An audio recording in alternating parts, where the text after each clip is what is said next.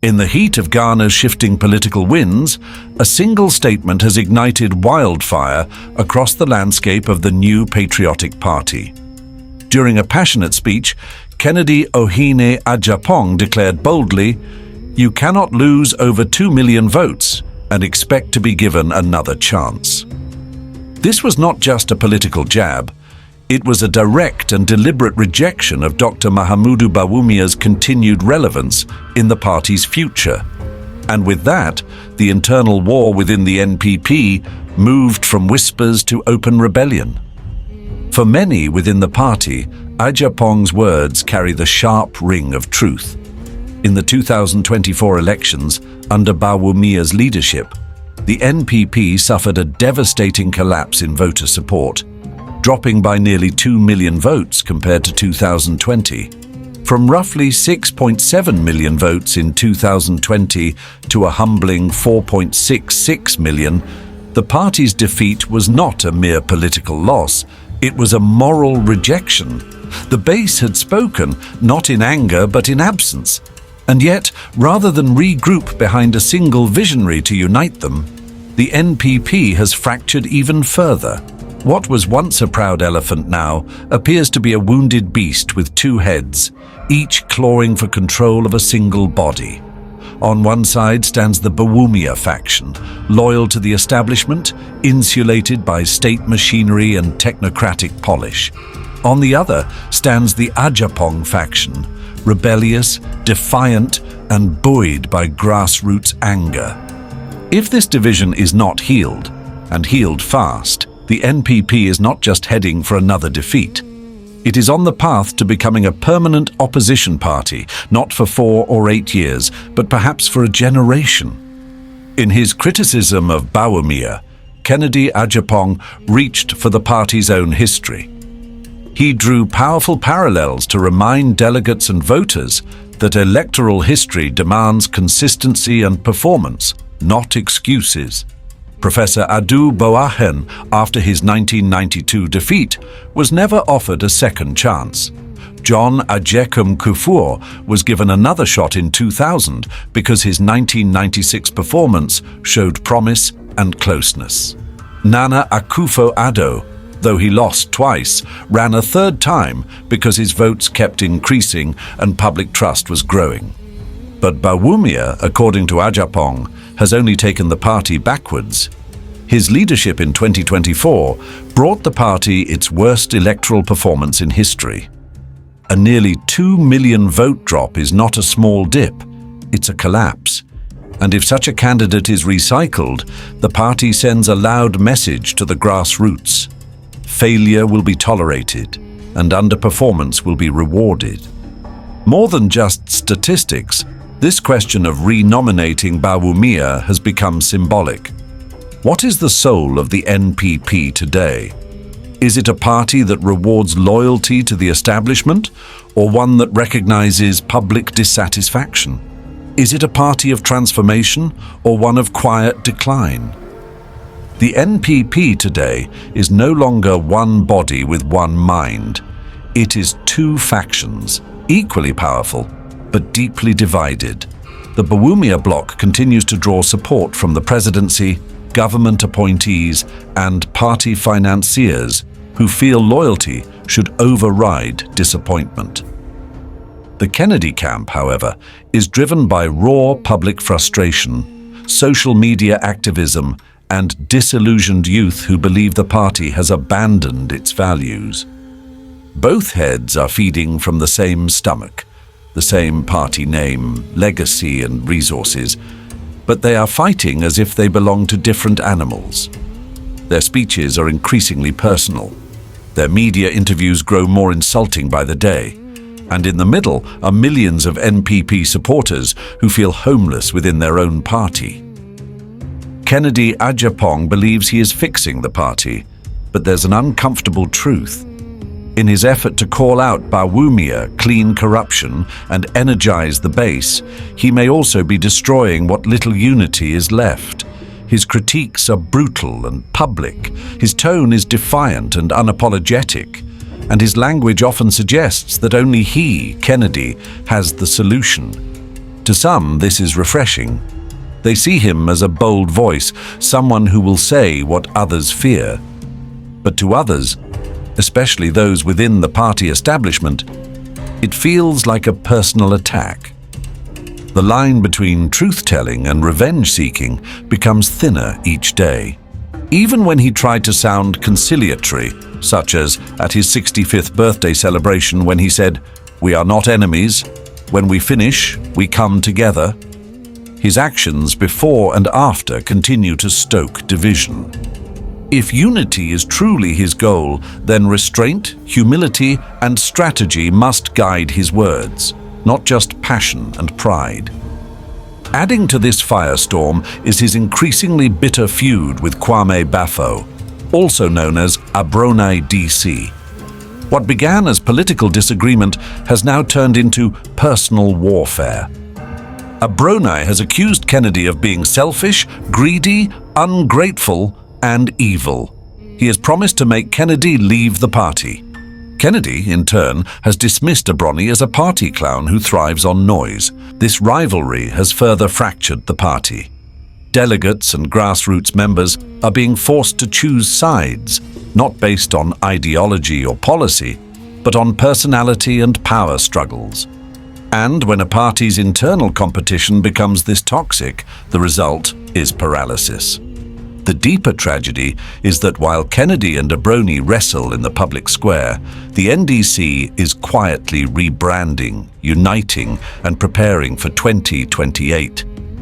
The public sees the NPP as a party at war with itself, unfit to lead a nation when it cannot manage its own house. This internal bleeding cannot be ignored. The NPP risks becoming a party defined not by its policies or past achievements, but by infighting, insults, and chaos. Once admired as a model of political organization, the NPP is starting to resemble a family that has forgotten how to speak with love or purpose. The real danger is not just 2028. The real danger is permanent damage. Factions that grow too powerful often outlive their original disputes. What begins as a personal rivalry between Kennedy and Bawumia could evolve into a long-term civil war within the party, one that festers, divides regions, weakens campaign efforts, and leaves the party broken beyond repair. In Ghanaian history, this has happened before. In 1979, the old United Party collapsed under the weight of internal betrayals and personal ambitions. That collapse birthed the PNP and later the NDC. The NPP, though stronger in brand today, is not immune from the same fate.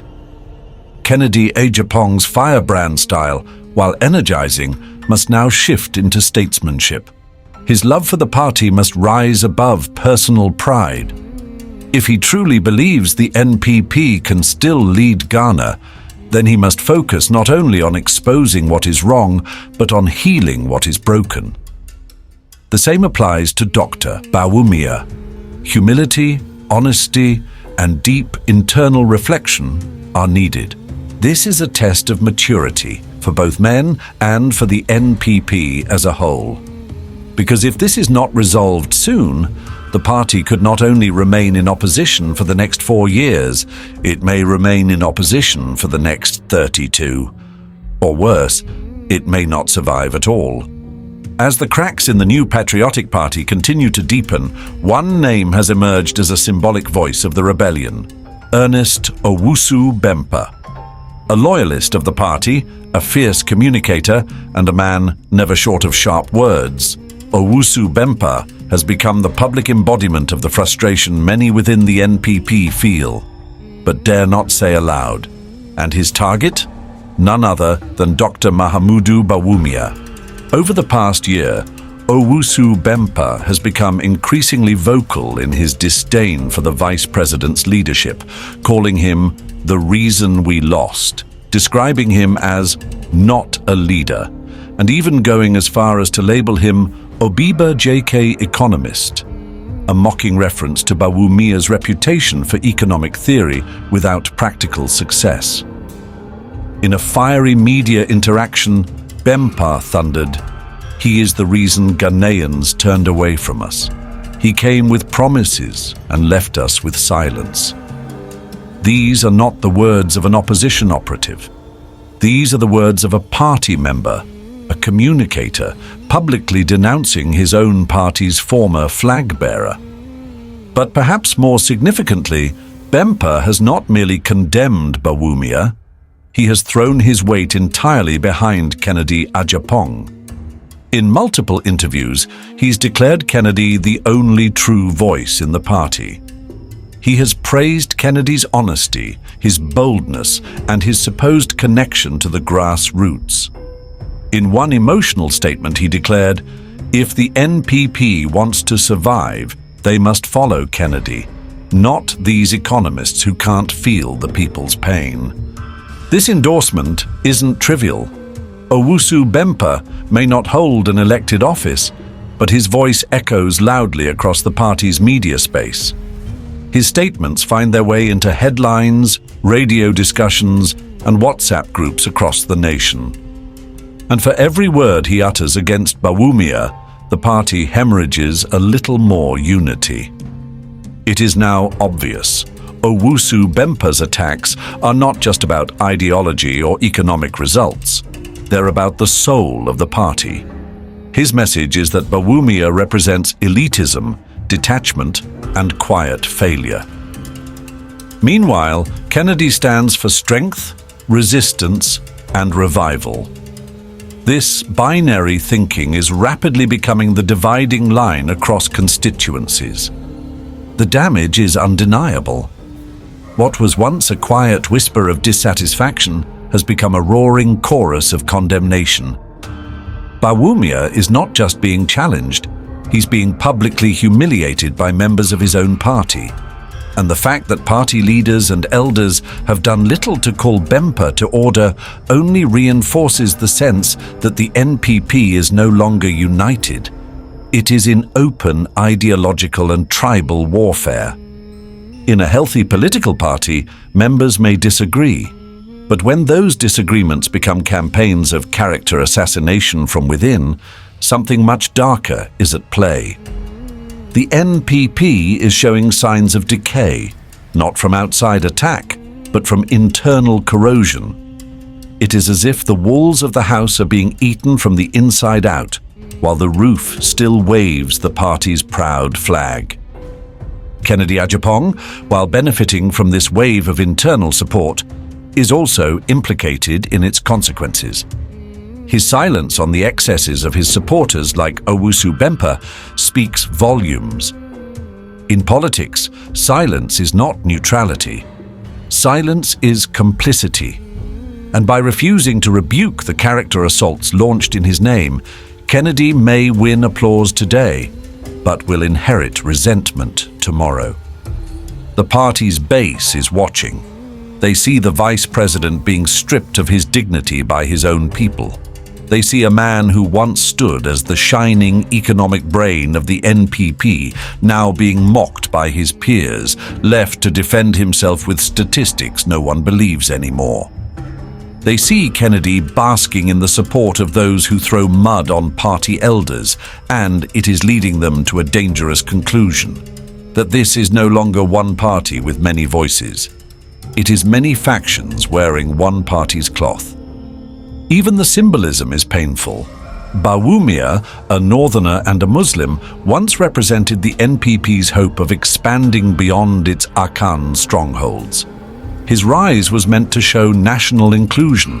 His fall, however, is now being engineered from within the very Akan machinery that once celebrated him. To the careful observer, there is an unspoken tribal undertone growing in these tensions, one that, if not addressed, could shatter the NPP's already fragile image of unity. Owusu Bempah's attacks may be loud, but they are not isolated. They represent a growing faction within the NPP that believes Bawumia's time is over, and that only Kennedy can revive the party's fortune. But they do not realize that in trying to elevate one man, they are burning the bridge to half the party. Because Bawumia, for all his faults, still commands respect among technocrats, northern communities, Muslim groups, and the moderate middle class who believe in gentle leadership. When you demonize a man like Bawumia without strategy or respect, you are not just attacking him. You are attacking those who believe in him. And you push them to ask themselves, do we still have a place in this party? This is how great parties fall. Not through elections, not through loss, but through internal bitterness that turns into irreversible fragmentation. Owusu Bempah's voice, though echoing truth for some, is also echoing division. It is a warning bell that the NPP is not preparing for 2028.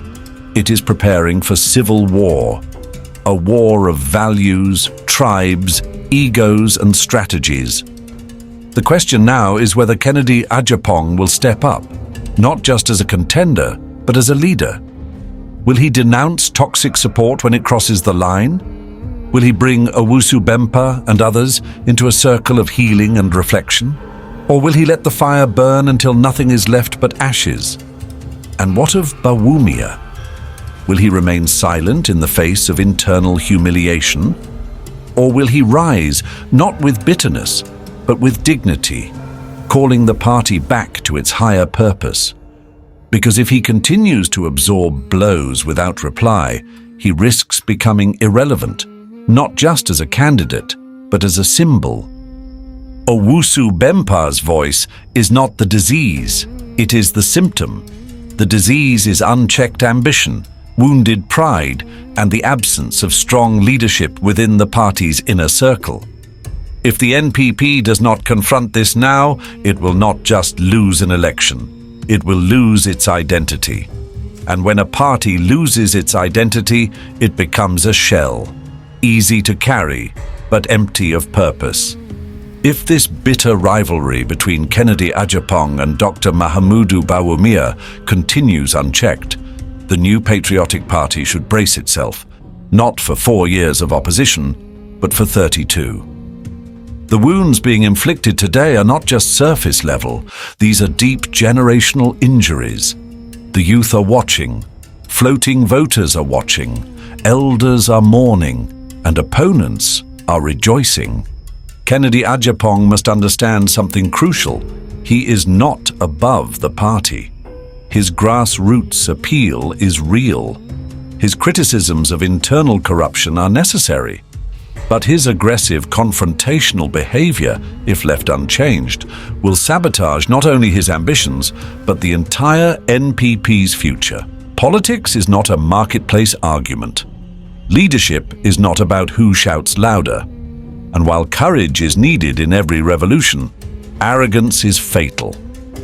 Kennedy cannot hope to unify a fractured party while insulting its elders, dismissing its structures, and threatening its critics.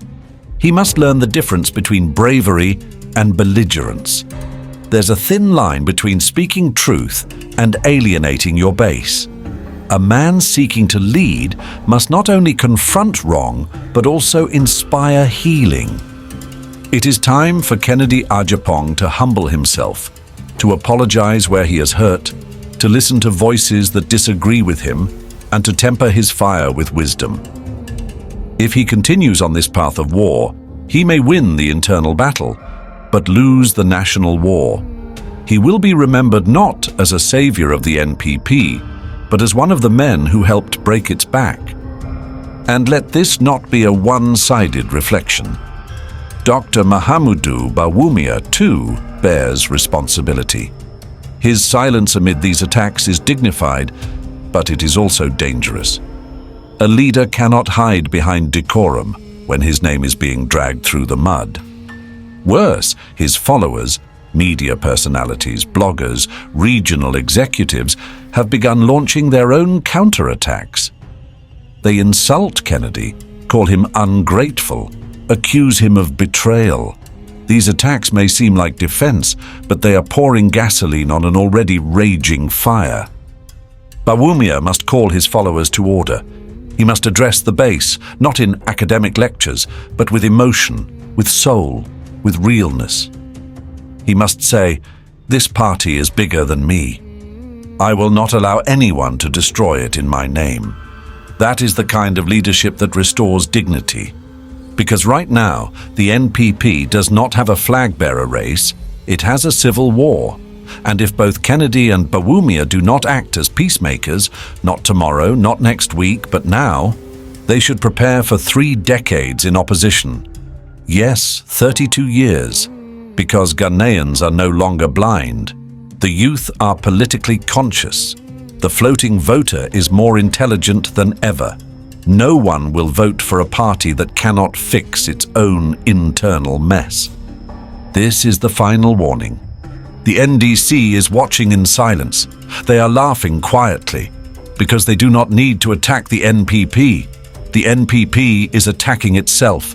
Every Kennedy versus Abronyi fight, every Bawumia versus Kennedy Agyapong, every Owusu Bempah insult, these are free campaign ads for the opposition.